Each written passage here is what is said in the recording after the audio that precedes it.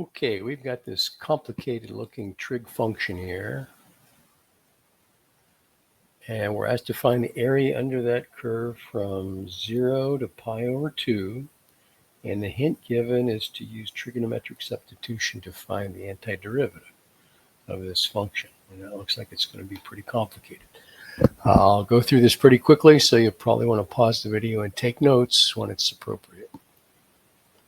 So here's that original function. And when I'm using trigonometric substitution, I like to draw the little right triangle first. Some teachers do that at the end using formulas for trig sub. But the idea is to get rid of this radical. And if we draw the little right triangle, and when I use trig substitution, I like to remember SST. You're going to use one of these trig functions so that the variable ends up in the numerator of a fraction and the constant term ends up in the denominator. So since this is a plus, that means that the cosine of x and the 4 are going to be the legs of the right triangle. And one leg squared plus the other leg squared gives us the square of the hypotenuse. So the hypotenuse has to be the square root of that. And that allows us the trigonometric substitution that the tangent of theta is cosine of x over 4.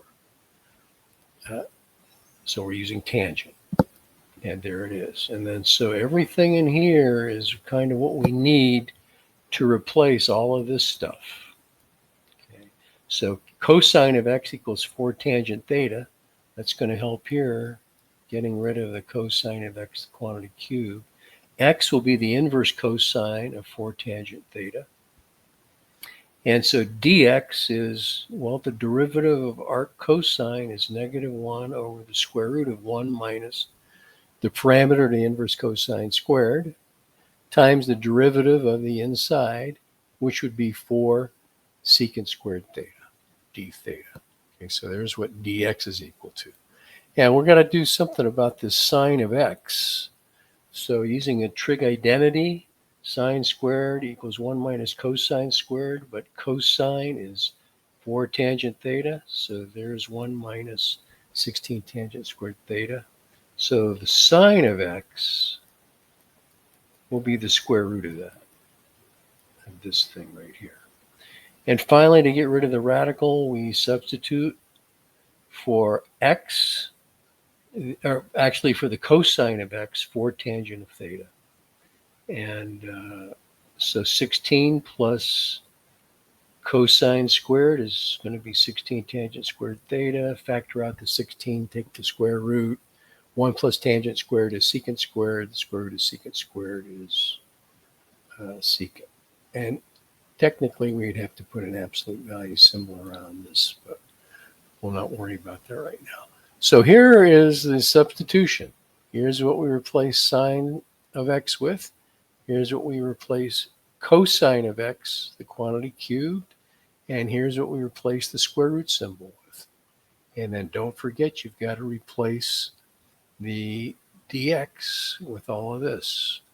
And we want to simplify that. Oh, and here's the cool thing. These cancel out. Otherwise, it looked like we're going in a circle. But those cancel out, and so we do get rid of the radicals.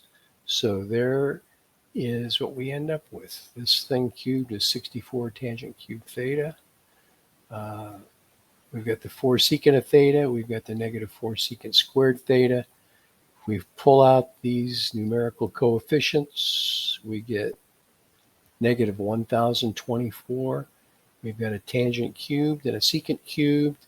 How do you find the antiderivative of tangent cubed, secant cubed? Well, what you do is borrow a secant theta tangent theta and let u equal the secant of theta. And we can replace tangent squared with secant squared theta minus 1. So this is u squared minus 1 times u squared, and du is secant theta tangent theta d theta. So the antiderivative is this in terms of u. But here's the -1024 out front. Now we got to back substitute to get back to x's. So when we did the u substitution, u was the secant of theta, so I'll replace this u with secant of theta. And then we got to go back to getting x's into the problem. Here's that little right triangle from the very first board. The secant of theta is the reciprocal of cosine. So that'd be the square root of cosine squared x plus 16 over 4. There's the replacement of secant of theta, raised to the 5th power and the 3rd power respectively. Now you could simplify this quite a bit by raising this denominator to the 5th power, this denominator cubed, distributing a negative 1024. It turns out if you do that and some other manipulations, there is a good definition for the antiderivative. And we actually wanted to evaluate that from 0 to pi over 2 to find the area. So if I go back to this board, there's the antiderivative evaluated at pi over 2 minus f of 0, 1.02. And here's what Desmos gives us for the value of that definite integral. Okay, and that's the area under the curve for that function from 0 to pi over 2. There you go. Hope that helped. If you have any questions, post a comment.